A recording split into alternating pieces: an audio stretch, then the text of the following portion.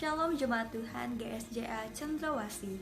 Puji Tuhan kalau hari ini kita masih bisa beribadah walaupun secara online di rumah kita masing-masing. Terima kasih atas dukungan Bapak dan Ibu atas doa dan juga dana sehingga ibadah online ini masih terus dapat berjalan. Mari terus dukung pelayanan media kami dengan cara subscribe YouTube channel GSJA Cendrawasih, beri like dan juga share video kami kepada teman, keluarga, kerabat, dan sahabat semuanya. Mari siapkan hati untuk masuk ke dalam hadirat Tuhan, rasakan jamahannya. Selamat hari Minggu, Tuhan Yesus memberkati.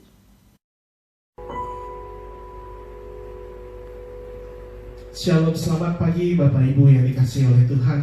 Kita berjumpa lagi di hari Minggu, di mana kita mengadakan ibadah online. Saya percaya Bapak Ibu sudah mempersiapkan hati, udah siap-siap, udah mandi, udah segar, ingin cepat-cepat ikut ibadah di jam 7 pagi hari ini. Dan saya percaya Tuhan juga rindu Bapak Ibu untuk bertemu dengan Bapak Ibu. Pagi hari ini kita mengucap syukur jika Tuhan memberi satu hari lagi. Tidak henti-hentinya kita mengucap syukur, menghitung hari demi hari berkat yang Tuhan sediakan, menghitung hari demi hari kebaikan dan penyertaan Tuhan di dalam hidup kita, di dalam keluarga kita, di dalam segala aktivitas yang Bapak Ibu jalani. Dan biarkan pagi hari ini menjadi ucapan syukur kita. Kita mau memuji Tuhan, kita mau menyatakan bahwa Allah kita dahsyat, Allah kita sanggup melakukan segala hal. Dan saya undang Bapak Ibu di rumah semuanya, boleh sama-sama kita bangkit berdiri sama-sama. Kita mau menyatakan Allah kita dahsyat, Allah kita bangkit, Allah kita berkuasa. Oh, Engkau baik Tuhan. Saya butuh semangat dari Bapak Ibu di rumah. Walaupun kita ibadah online, tapi kita semua tetap memuji nama Tuhan. Amin. Mari kita nyatakan Allah bangkit di tengah-tengah kita.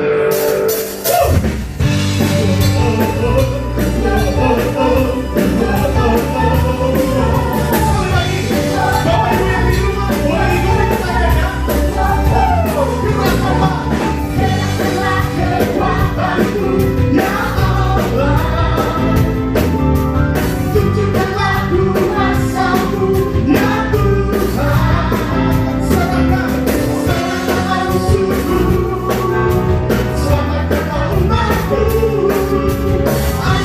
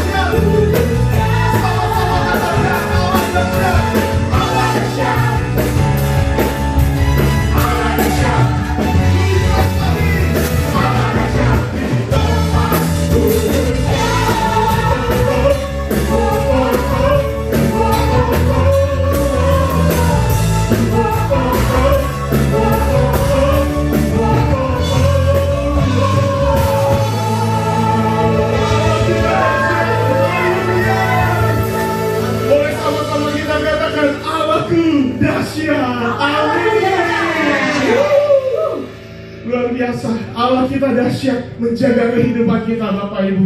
Kita perlu tetap setia, kita perlu tetap percaya.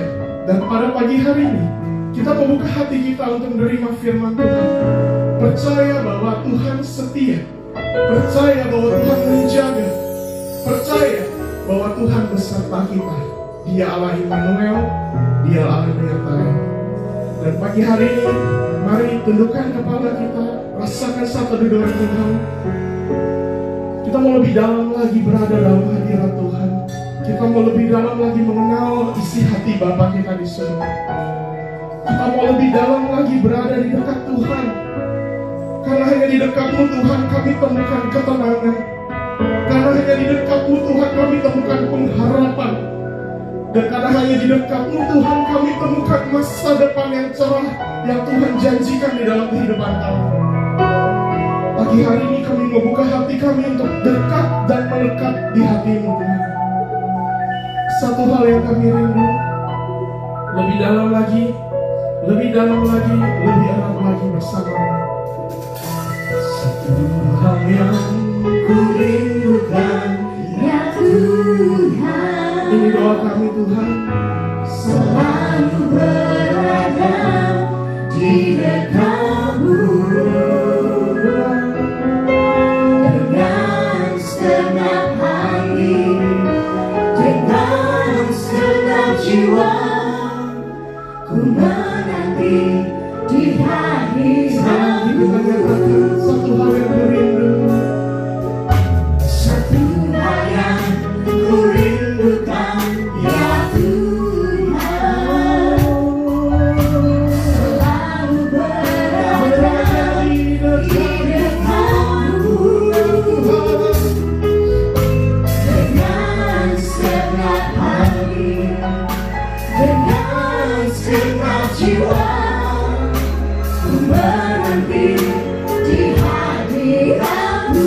mari nyatakan sama-sama lebih dalam lagi. Lebih dalam lagi ku rindukan Tuhan, lebih dari segala yang ada. Lebih dalam lagi ku cintakan Yesus, ku Kami mencintai-Mu Tuhan lebih dari apapun dalam hidup kami. Biar kami nyatakan kerinduan kami. Hal yang ku rindukan, ya Tuhan, selalu berada di dekat-Mu dengan segenap hati, dengan segenap jiwa. Ku menanti di hadirat-Mu. Lebih dalam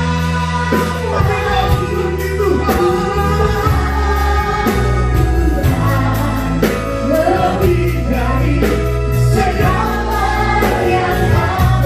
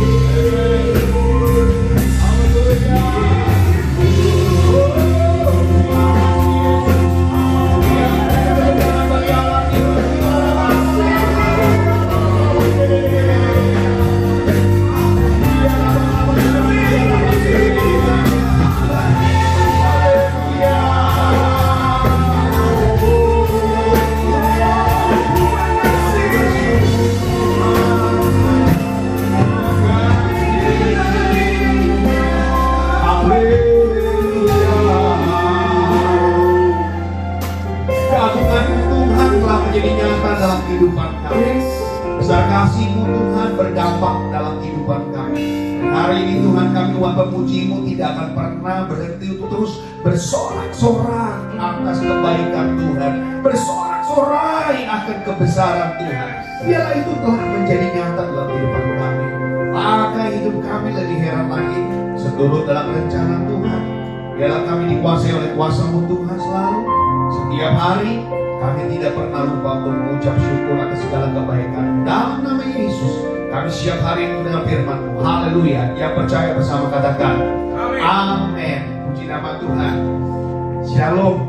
Tuhan Yesus memberkati buat kita semuanya. Tidak terasa kita sudah masuk minggu kedua di bulan September. Kita sudah lewati COVID dan rasanya sudah terbiasa dengan kehidupan yang sehat, terbiasa dengan kehidupan yang bersih. Dan jangan pernah lupa ya, kalau saudara perhatikan dalam minggu-minggu kemarin atau minggu-minggu ini, ada banyak kecamatan-kecamatan yang sudah taruh peti mati. Ya, itu peti mati biasanya dipakai hanya untuk orang yang mati. Tetapi konon kabarnya kalau saudara tidak pakai masker, 5 menit saudara akan ditaruh di sana. Dia sudah merasakan bagaimana rasanya pengap di dalam peti mati. Oleh karena itu, saya percaya saudara nggak ada yang mencoba dan coba-coba untuk masuk peti mati. Amin ya. Saudara hidup bersih, ya pakai masker selalu supaya kemanapun saudara berada kita aman. Ya. Nah saudara-saudara, tema kita hari ini berbicara tentang pikiran. Ternyata pikiran itu juga harus punya sukacita, saudara. Ketika pikiran saudara tidak sukacita, pikiran saudara itu duka cita atau menderita, ini akan berpengaruh ke depannya. Kalau pikiran saudara sudah berbayangkan, saudara sudah memikirkan sesuatu yang buruk, maka yang jadi buruk. Tetapi kalau saudara berpikiran positif, datangnya juga positif. Kegagalan seringkali sudah terjadi sebelum kita berperang, sebelum kita mencoba. Kenapa? Rasa khawatir, rasa negatif dalam pemikiran kita berlebihan. Waktu Anda berlebihan, waktu Anda punya pikiran negatif, maka semua yang saudara kerjakan menjadi gagal. Yang saudara kerjakan menjadi khawatir. Yang saudara kerjakan pun tidak pernah tuntas. Mari miliki sukacita dalam pikiran saudara supaya kita bisa mengembangkan, supaya kita bisa bangkit, supaya kita bisa berdiri, kita bisa kuat. Ada banyak orang bilang Indonesia akan mengalami resesi, Indonesia akan mengalami krisis, Indonesia akan mengalami seperti ini. Ayo bangun. Kalau kita tidak ubah pola pikir kita, kita tidak pernah mau berubah cara pandang kita tidak mau berubah cara tindakan kita, maka itu akan terjadi. Ini kan diungkapkan, kita akan mengalami ini. Bisa nggak batal? Bisa. Bisa nggak berubah? Bisa. Dengan pola hidup kita yang kita perbaiki, ya kamu nggak bisa, kamu bisa nggak naik kelas loh. Kenapa? Kalau kamu sampai saat ini kamu gunakan cara belajar kamu seperti itu terus, maka kamu bisa nggak naik kelas. Bisa nggak dia naik kelas? Bisa. Setelah ada ancaman, setelah ada kekhawatiran, seperti ada warning dalam hidup kita, kita bisa berubah. Pak, Bu, mari kita bisa berubah. Segala satu prediksi itu bisa tidak terjadi asalkan hidupmu diubah. Amin. Dari mana? Mulailah dari pikiran kita. Filipi 4, mari kita buka. Pasal yang ke-7 sampai yang ke-9. Filipi pasal 4 ayat 7 sampai 9, mari kita baca bersama-sama.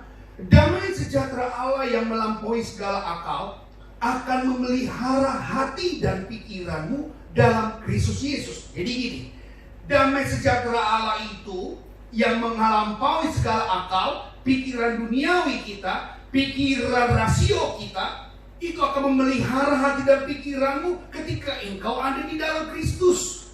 Jadi akhirnya saudara-saudara, semua yang benar, semua yang mulia, semua yang adil, semua yang suci, semua yang manis, semua yang sedap didengar, semua yang disebut kebajikan dan patut dipuji, pikirkanlah semuanya itu. Dan apa yang telah kamu pelajari, dan apa yang telah kamu terima, dan apa yang telah kamu dengar, dan apa yang telah kamu lihat padaku, lakukanlah itu. Maka Allah sumber damai sejahtera akan menyertai kamu. dengan pikiran saudara. Jadi saya ambil di ayat ke-9 ini yang sangat menarik saudara. Klik. Jadi apa yang saudara sudah pelajari, apa yang saudara sudah terima, apa yang sudah saudara dengar, apa yang sudah lihat, ini menjadi pola pikir kita jadi berubah saudara. Orang bilang Indonesia akan gagal. Ya betul. Kalau kita tidak pernah mau berubah cara pandang kita, cara pikir kita akan gagal. Tapi ketika kita mau menyatukan satu visi misi untuk membangkitkan Indonesia, kegagalan itu bisa hilang. Kita bisa nggak naik kelas kalau kita tidak pernah mau belajar. Kita akan rugi kalau kita nggak pernah mau kelola dengan baik. Apa yang kita pegang akan jadi rugi. Kenapa? Ketika pengelolaannya buruk, kita akan menjadi sukses dan berhasil ketika kita mau punya pandangan yang benar. Mari kita lihat Alkitab, kita pelajari Alkitab yang sudah kita terima, dengar dan lihat, dan saudara lakukan, maka puncak dari pola pikir kita akan mengubah segala-galanya. Amin. Saudara-saudara mungkin pada waktu itu Petrus, Yohanes hanya orang biasa, hanya seorang nelayan yang mampu tidak berbuat apa-apa, hanya cari ikan saja. Apa Tuhan bilang? Sejak sekarang kamu akan kujadikan penjala manusia. Pikirannya diubah. Dulu dia cuma pikir dia akan sampai punya anak cucu hanya sebagai seorang nelayan. Itu saja. Gideon juga sama. Dia nggak pandai berperang, dia nggak hebat dalam berperang, tapi ketika Tuhan tunjuk dia untuk menjadi pahlawan, menjadi seorang hakim, sesuatu amazing. Pola pikir yang hanya dulu dipikir oleh Gideon membantu ayahnya sebagai pengiring gandum, itu diubah menjadi seorang hakim. Segala-galanya dimulai dari pikiran. Daud pun sama. Waktu itu Daud hanya berpikir, Tuhan saya nggak bisa, saya hanya seorang anak kecil, saya nggak bisa mampu apa-apa. Tapi ketika dia sudah dibentuk pola pikirnya, saudara juga, janganlah pola pikir kita masih pakai gaya dulu. Waktu belum mengenal Tuhan, waktu kita sudah mengenal Tuhan, pola pikir kita harus kita ubah. Kita ini umat pemenang. Kita ini lebih dari pemenang. Kita ini dibuat naik bukan turun, jadi kepala bukan ekor. Mindset kita sudah diubah. Jangan mindset kita ini datang kepada Tuhan masih sebagai orang-orang dunia yang lama. Mari kita bangun. Kita kenali dia sebagai Bapa kita. Dia kenali kita. Dia sebagai Allah kita yang mampu melakukan segala sesuatu. Jadi begini. Jangan engkau dulu takut dengan kegelapan, engkau takut dengan setan. Setelah engkau percaya kepada Tuhan, engkau juga masih takut. Artinya apa? Engkau nggak ada bedanya. Mari pola pikir kita beda. Waktu saudara sudah mendapatkan satu kemenangan, sudah mendapatkan satu kalau saya katakan ini sesuatu pangkat yang Tuhan kasih buat saudara dan saya, atau otoritas dalam hidup saudara, itu akan mengubah saudara. Saudara sebagai anak Tuhan, waktu belum percaya dengan yang sudah percaya, itu pasti beda.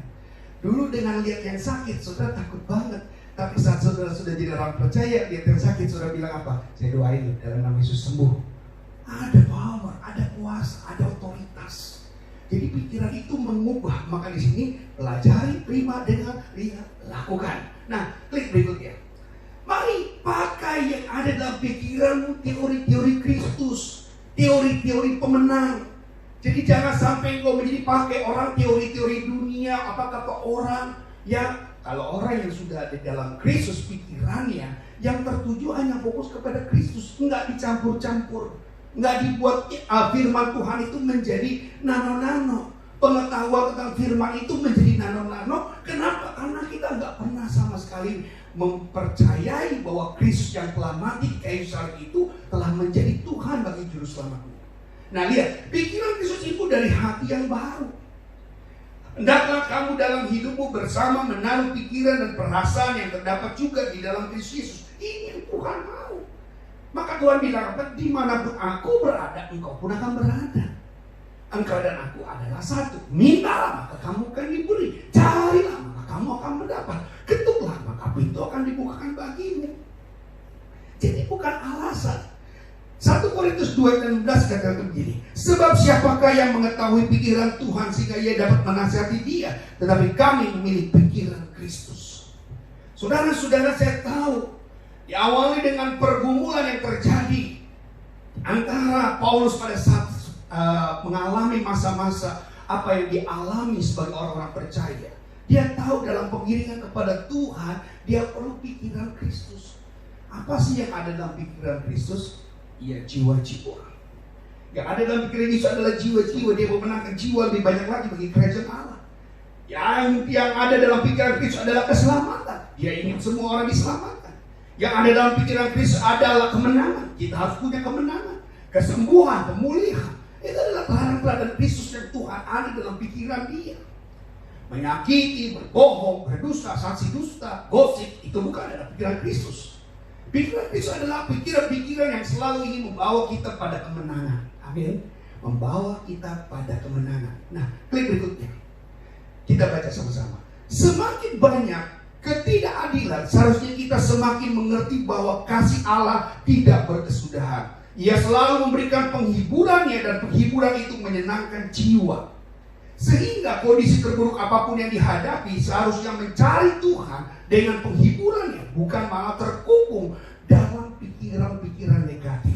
Selain itu, kita juga perlu bertindak bijaksana dan menghadapi ketidakadilan tersebut dengan mengingat kembali ke Alkitab tentang bijaksana. Jadi, ketika ada sesuatu yang mau mengajak kita untuk kita ragu, mengajak kita untuk khawatir, ayo kita berangkat. Kita nggak boleh punya pemikiran gitu.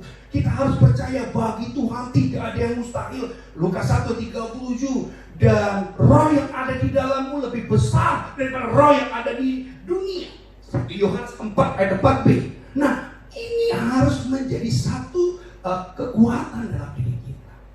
Saudara nggak boleh ragu. Sebagai umat-umat pemenang, ini harus kita tunjukkan. Daniel nggak pernah menunjukkan kekalahan. Yusuf tidak pernah menunjukkan kelemahannya. Dia selalu tahu ada Tuhan bersama dia. Ada Tuhan selalu menolong kita. Dia tidak pernah meninggalkan. Roma 10:11, orang yang percaya tidak akan pernah dipermalukan. Jadi itu harus menjadi keyakinan kita. Jadi dari mana datangnya pikiran-pikiran buruk itu? Klik. Banyak orang yang mengeluh tentang pikiran mereka kacau balau, pikiran yang jorok, penuh dengan hal najis dan tidak bisa dihilangkan dalam otak mereka. Jadi kita yang memproduksi, pikiran kita yang memproduksi keburukan-keburukan melampaui kelemahan kita akhirnya. Kita seringkali pikir yang enggak, kita pikiran yang buruk-buruk, kita pikiran yang enggak. Yang berkata bukan harusnya engkau pikirkan sebagai orang-orang percaya. Tapi itulah yang terjadi. Kekhawatiran yang engkau konsumsi terus menerus. Kalau sudah banyak nonton televisi, maka kita akan selalu disuguhi dengan berita-berita COVID, berita-berita kecemasan. Saya bukan berarti anti itu sudah tidak menonton. Saudara perlu memperhatikan, tetapi jangan sampai pikiranmu itu tersedot hanya untuk kekhawatiranmu menjadi berlebihan. Hari-hari ini banyak orang yang begitu khawatir. Saya bukan berarti saya menantang, saya bukan berarti saya sombong, saya akan lebih kuat daripada mereka. No. Tetapi memang tetap penyakit apapun kalau kau tidak hidup dalam hati-hati, maka itu akan menyerang dalam dirimu. Apa saja. Kita harus punya kehati-hatian terhadap setiap apapun yang kita alami. Nah, lalu katakan apa? Ada orang yang berkata bahwa pikiran mereka penuh dengan kekhawatiran, rupa-rupa tipu muslihat, bahkan pikiran jahat yang terus-menerus bercokol di kepala, justru membuat mereka kehilangan gairah hidup maupun damai di dalam hati mereka.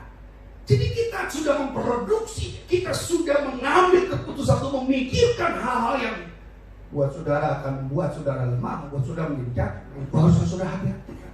Nah, jawabannya apa? Oke. Dari manusia lama atau hati yang belum dibaharui oleh Kristus. Jadi kalau saudara hari-hari ini masih memikirkan kekhawatiran, ketakutan, kecemasan semuanya, itu hanya timbul dari hati lama. Hati yang belum berjumpa dengan Tuhan. Hati yang sudah berjumpa dengan Tuhan selalu punya kemenangan, selalu punya masa depan, selalu punya visi terdepan. Dia tidak takut dengan keadaan. Justru keadaan dikuasai oleh orang-orang berkemenangan. Saudara harus menguasai masalah, supaya masalah itu jangan menggerogoti hidupmu. Kalau engkau sudah digerogoti dengan kehidupanmu, pikiranmu tersita dengan kekhawatiran, tersita dengan yang namanya kecemasan, ketakutan, habis. Krisis yang besar menjadi kecil, krisis yang luar biasa menjadi biasa. Kenapa? Karena pola pikir kita. Ke gereja, tapi takut jalan terus. Ke gereja, khawatir jalan terus. Harusnya kedekatan engkau dengan Tuhan mengubah pola pikir kita. Amin. Yang kedua bilang apa? Dalam Roma 8:5, sebab mereka yang hidup menurut daging memikirkan hal-hal yang dari daging. Mereka yang hidup menurut roh memikirkan hal-hal yang dari roh. Saudara dan saya ada roh Tuhan. Bukankah tadi saya sudah katakan dalam 1 Yohanes 4 ayat B, katakan roh yang di dalammu lebih besar daripada roh yang ada di luar sana. Kemampuan kita akan selalu menjadi luar biasa. Kenapa? Karena saudara punya roh Tuhan.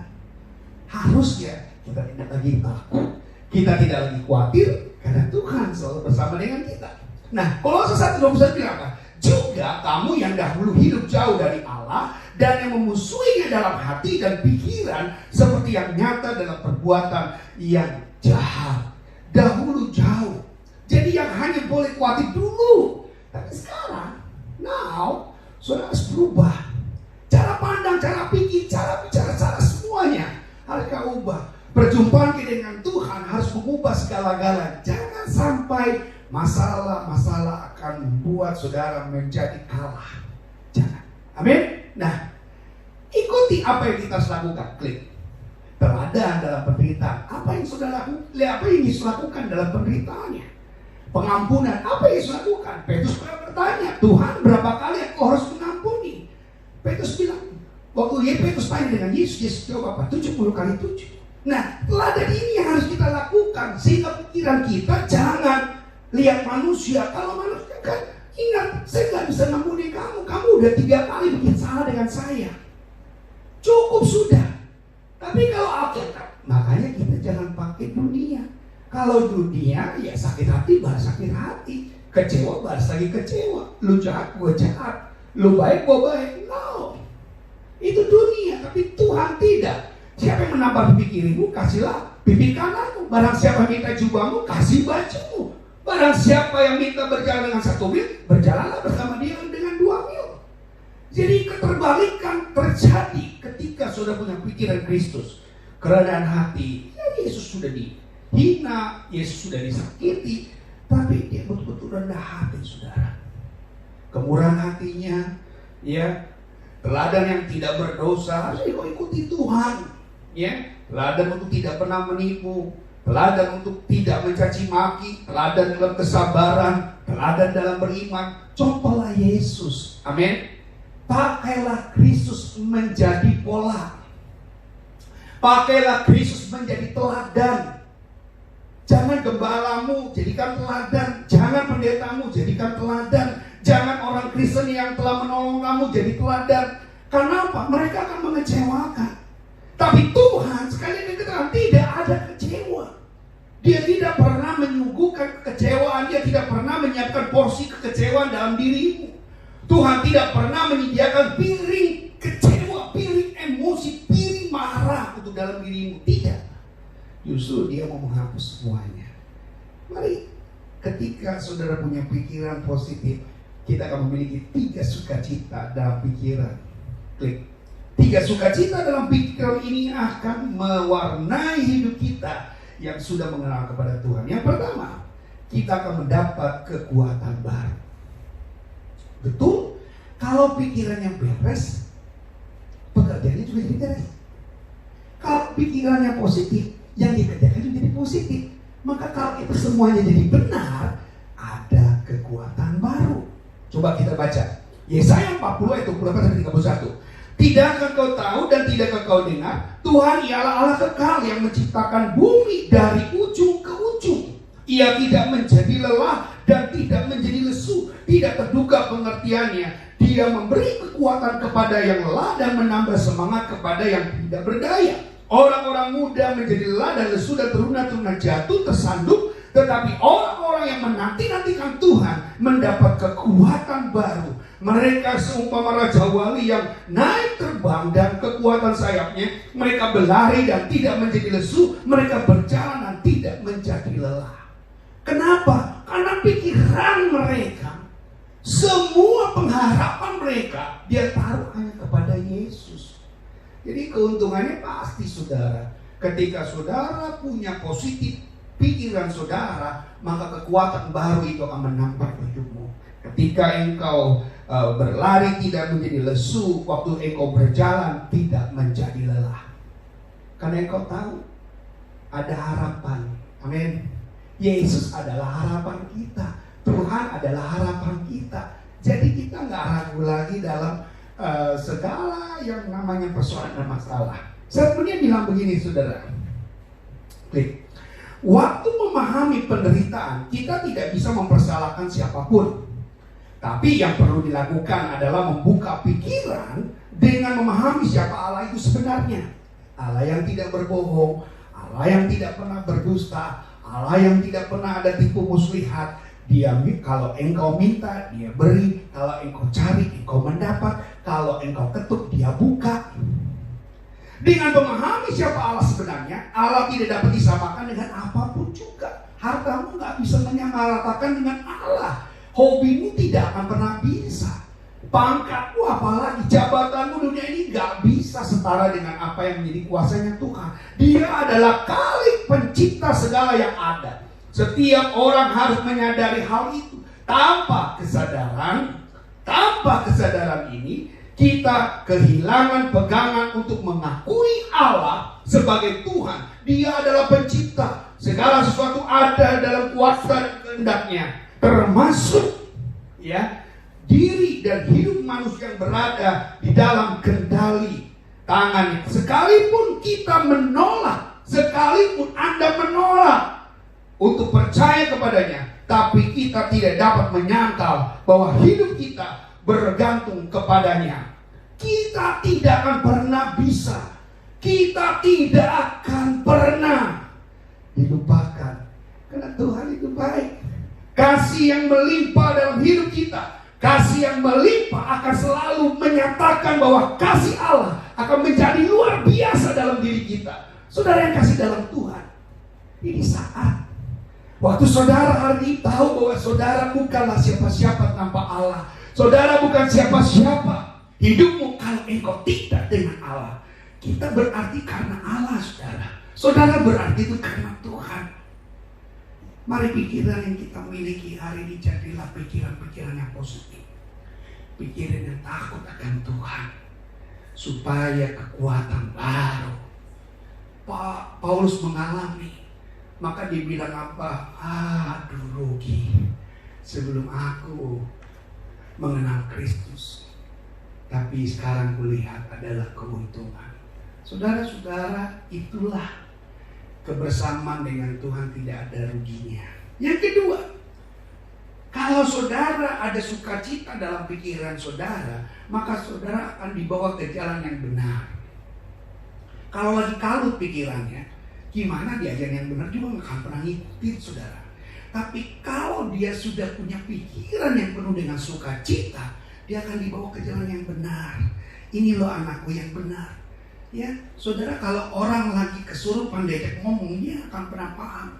Orang yang lagi bangun tidur diajak ngomong, dia nggak nyambung, saudara. Bagi kalau orang yang baru saja mengigau, saudara, dia nggak akan pernah tahu apa yang kita bicarakan. Tetapi ketika saudara punya pikiran benar, ngomong tentang kebenaran, mudahnya bukan main. Amin. Gampangnya, ngasih taunya gampang. Kenapa? Karena dia ada dalam pikiran sukacita, saudara. Nah, kita baca Mazmur 34 ayat 1-4. Ini ayat favorit kita semuanya. Mazmur Daud, Tuhan adalah gembalaku, takkan kekurangan aku. Ia membaringkan aku di padang yang berumput hijau. Ia membimbing aku ke air yang tenang. Ia menyegarkan jiwaku. Ia menuntun aku di jalan oleh karena namanya. Sekalipun aku berjalan dalam lembah kekelaman, aku tidak takut bahaya. Sebab engkau bersertaku. Gadamu dan tongkatmu, itulah yang menghibur aku. Kalau kita punya pikiran yang benar, jalan benar pun akan kau dapati. Kalau kita punya pikiran yang beres, maka jalan yang benar itu yang kau tempuh. Maka hanya orang-orang yang ingin memiliki Kristuslah yang tahu jalan yang benar. Ada banyak jalan ditawarkan dunia, lebar dan sempit. Waktu kita sekolah minggu, kita nyanyi, di dalam dunia ada dua jalan, lebar dan sempit. Mana kau pilih? Yang lebar api. Apa maksudnya? Maksudnya adalah banyak hal-hal yang akan meruntuhkan, merobohkan, menghancurkan, merusak dalam dirimu ketika jalan itu besar. Tapi yang sempit, jiwa berglori. Kalau yang sempit artinya apa? Kita akan fokus, saudara. Kita nggak akan bernengok ke kiri, ke kanan yang cuma kita tahu itu yang terbaik, itu yang benar. Walaupun pintu yang sempit itu sesak, saudara. Pintu yang sempit itu membuat kita ogah, membuat kita ragu, membuat kita lelah, membuat kita harus hati-hati. Inilah gambarannya. Bersusah-susah dahulu, bersenang-senang kemudian. Ada pepatah sering menyampaikan hal seperti itu. Katanya apa? Supaya kita bisa mendapatkan sesuatu lebih baik nantinya. Sesuatu yang kita akan terima akan lebih baik daripada sebelumnya. Nah, saudara-saudara, kalau kita udah di dalam jalan yang benar, ini mudah buat saudara. Kita lihat statementnya bilang begini: perjalanan hidup penuh dengan liku-liku. Ya, yang saat ini saudara sedang hadapi. Ada jalan yang terjal, curam, mendaki, kadang penuh dengan onak duri. Meski demikian, kita tidak boleh menyerah dan berhenti di tengah jalan sebelum tujuan tercapai. Untuk mencapai keberhasilan itu ada jalan yang harus ditempuh. Tentunya kita tidak boleh asal. Kita tidak boleh asal melangkah. Kita harus memiliki lewat pikiran yang positif dan benar. Ketika kita hendak mendaki ke puncak gunung, jalan yang harus kita lewati pasti terasa berat dan melelahkan. Namun tak kalah kita mencapai puncak gunung itu, terbayarlah semua kepenatan yang kita rasakan. Saudara, indah pada waktunya itu yang ditawarkan Tuhan. Jadi kalau hari ini engkau susah, engkau mengalami kesulitan waktu mengiring Tuhan, itulah yang Tuhan rindukan terjadi dalam dirimu untuk engkau sangkal diri dan pikul salib. Tapi pada kesudahannya adalah indah pada waktunya. Jalan yang benar tidak akan pernah menjadi jalan yang sesat buat dirimu. Jalan yang benar hanya jalan untuk menuju surga, saudara. Jalan yang benar ditawarkan hanya kepada Yesus, saudara. Yesus namanya yang selalu menawarkan jalan benar buat hidup kita. Maka Tuhan sendiri katakan dalam Yohanes 14:6, katakan, akulah jalan kebenaran dan hidup. Tidak ada seorang pun yang datang kepada Bapa kalau tidak melalui aku. Artinya tanpa Yesus sia-sia. Dengan Yesus sukacita. Yang ketiga, yang terakhir, saudara, kita dituntun olehnya. Wah, satu hal yang luar biasa. Kalau pikiran kita beres, pikiran kita udah dalam jalan yang benar, kita nggak ditinggalkan. Orang benar tidak pernah ditinggalkan Tuhan. Orang benar selalu dipelihara Tuhan. Maka oleh karena itu ketika engkau punya pikiran yang benar, Tuhan tidak pernah meninggalkan engkau. Dia tuntun. Rasanya kalau dituntun itu, saudara, betul-betul nggak bakal salah. Yang namanya kalau Tuhan tuntun, tidak akan pernah ada yang mungkin engkau kesasar.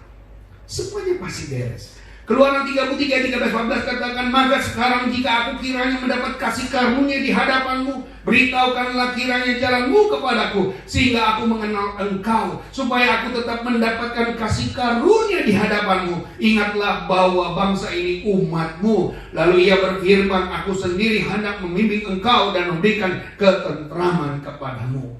Ini dialami Musa pada saat Musa dibawa, pada saat Musa melihat bangsa yang pada saat itu khawatir dan takut.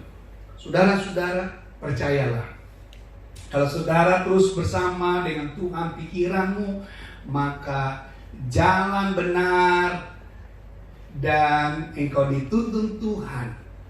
Bahkan engkau akan dibuat Tuhan menjadi orang-orang yang membuat dan mendapatkan kekuatan baru. Itu akan menjadi modal yang luar biasa. Statement saya bilang begini, saudara. Sebab tidak selamanya Tuhan menuntun kita di jalan yang rata. Ada saat-saatnya Dia akan membawa kita melewati tanah berbatu-batu dan bahkan bukit yang terjal. untuk benar-benar mengalami penggenapan janji Tuhan, kita harus berjuang. Ikut Tuhan harus berjuang, saudara. Iring Tuhan harus berjuang. Tetapi tidak lagi Tuhan tinggalkan. Dia akan lihat kita.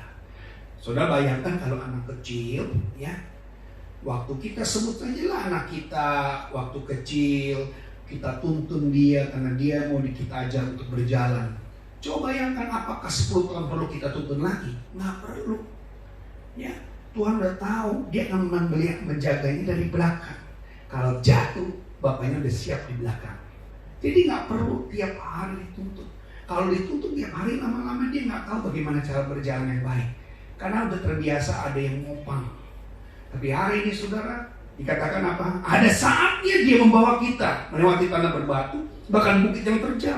Untuk benar-benar mengalami penggenapan janji Tuhan, kita harus berjuang. Sebab anugerah keselamatan dari Tuhan memang gratis. Tetapi untuk mengalami penggenapan janjinya dan harga yang harus dibayar, bukalah pikiranmu dan hatimu. Dan singkirkan hati yang keras, lengkapi dengan pikiran Kristus. Percayalah kemanapun dia memimpin kita, Tuhan telah menjanjikan rancangan damai sejahtera dari hari depan yang penuh harapan. Ada janji Tuhan. Itulah yang membuat saudara hari ini gagal lagi takut dan khawatir. Mari kita baca yang terakhir. Biarkan Tuhan mempersiapkan bagi kita rencana besarnya. Klik. Sesulit apapun kita mengalami apa yang Tuhan sedang lakukan dalam hidup kita, bisa diklik. Janganlah bersandar pada pengertian diri kita sendiri. Bila kita setia, kita akan terus mendapat kekuatan baru. Ada di dalam jalannya serta dituntunnya bersama Dia. Kita melihat perkara-perkara yang dahsyat dan ajaib. Kita pun akan menyaksikan kebangkitan dalam keuangan, kebangkitan, kesehatan, rumah tangga, bahkan studi, pekerjaan, pelayanan, dan gereja kita. Ingat, Tuhan hanya akan membawa pribadi yang siap mengalami penggenapan janjinya. Maka dari itu semua, sukacitalah dalam pikiranmu. Wow, satu janji komitmen. Kita serahkan hidup kita kepada Tuhan. Kita akan memuji bagi Dia. Kita mau berdoa. Biarlah pola pikir kita udah mulai diubah. Pola pikir kita nggak pakai lagi manusia lama. Setelah engkau mengenal Tuhan, pola pikir kita diubah. Pola pikir kita menjadi baru. Ya, jangan saudara tinggalkan. Pakai terus apa yang sudah menjadi modal saat ini engkau datang kepada Tuhan. Haleluya, haleluya. Thank you Lord. Terima kasih Tuhan. Saya boleh ulangi, saya katakan apa? Biarkan Tuhan mempersiapkan kita bagi rencana besarnya. Sesulit apapun memahami apa yang Tuhan sedang lakukan dalam hidup kita, jangan bersandar pada pengertian pikiranmu sendiri. Bila kita setia, kita akan terus mendapat kekuatan baru. Bila kita setia, kita ada di dalam jalannya dan tuntunannya. Bersama Dia kita akan melihat perkara-perkara dahsyat terjadi. Bersama Dia kita akan melihat perkara-perkara ajaib terjadi. Kita akan menyaksikan kebangkitan dalam keuanganmu. Kita akan menyaksikan kebangkitan dalam kesehatanmu. Kita akan merasakan kebangkitan dalam rumah tanggamu. Kita akan merasakan kebangkitan dalam studimu. Kita akan merasakan kebangkitan dalam pekerjaanmu. Kita akan merasakan kebangkitan dalam pelayanan dan gerejamu. Tuhan selalu menjadi pribadi yang siap selalu menggenapi janji-janjinya. Amin. Alami pikiran bersama Kristus. Ya Tuhan, Hati yang mulia, terima kasih Yesus. hanya bukan diri dalammu. Oh Yesus, Yesusku, puji yang dari hatiku selalu Tuhan. selalu di setiap waktuku. Thank you Bapa. Tiada pernah berubah kasihmu. Mari angkat tangan kita sama-sama. Oh katakan, Karya terbesar dalam hidup pengorbananmu yang telah menyelamatkanmu. Terima kasih Bapa yang tiada ternilai yang aku miliki. Terima kasih Yesus. Oh, hanya Yesus.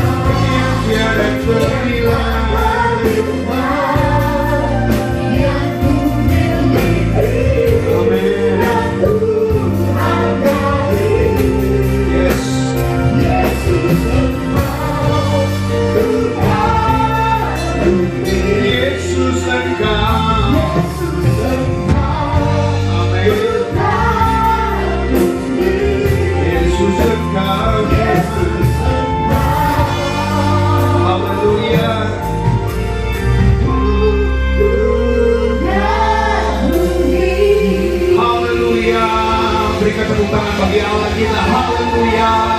Terima kasih Yesus. Saat ini Tuhan, kami percaya pikiran-pikiran baru itu mulai terjadi dan mulai ada dalam hidup kami sejak kami percaya kepada Engkau. Sejak hidup kami arahkan kepada Kristus, maka kami tidak lagi memakai pikiran yang lama, tetapi pikiran yang baru, pikiran yang mengubah, pikiran yang berkemenangan, pikiran yang sukacita. Biarlah itu akan menjadi sesuatu yang berarti dalam hidup kami sebagai orang yang beriman. Terima kasih Tuhan buat kebenaran firman-Mu. Meteraikan semua di dalam nama Yesus, supaya kami dibaharui pengenalan kepada Tuhan, tidak gitu-gitu terus, tapi pengenalan Tuhan ajaib selalu. Segala hormat syukur kami panjatkan padamu ya Tuhan. Diberkati kami yang sudah dengar firman-Mu dan dinikmati oleh banyak orang firman-Mu ini. Dalam nama Yesus kami berdoa. Haleluya, haleluya, amin. Puji nama Tuhan, saudara-saudara, diberkati terus. Dan jangan lupa bagikan, share firman Tuhan hari ini, sehingga itu menjadi berkat buat kita semuanya. Haleluya, shalom, Tuhan memberkati. Berikut adalah informasi sepekan GSJA Cendrawasih. Jemaat Tuhan yang terkasih, mari bangun mesbah doa bersama dengan keluarga, ajak istri, suami, anak-anak, dan orang tua, supaya lawatan Tuhan nyata atas keluarga jemaat GSJA Cendrawasih. Bagi Bapak Ibu yang ingin memberikan persembahan, perpuluhan, dana pembangunan, dan ucapan syukur, dapat diberikan langsung melalui rekening BCA di nomor rekening 28888747777 atas nama Gereja Sidang-Sidang Jemaat Allah. Sekian pengumuman pada minggu ini. Selamat hari Minggu, Tuhan Yesus memberkati. Puji Tuhan, Bapak Ibu, Saudaraku yang dikasihi oleh Tuhan, awal pertengahan hingga akhir kita telah melewati, dan saat ini kita diperbaharui agar supaya pikiran kita diubahkan sehingga memiliki pikiran yang senantiasa berpikir positif. Mari kita akhiri di dalam doa kebaktian pagi hari ini. Haleluya. Bapa di dalam kerajaan surga, terima kasih atas kebaikan dan kemurahan-Mu.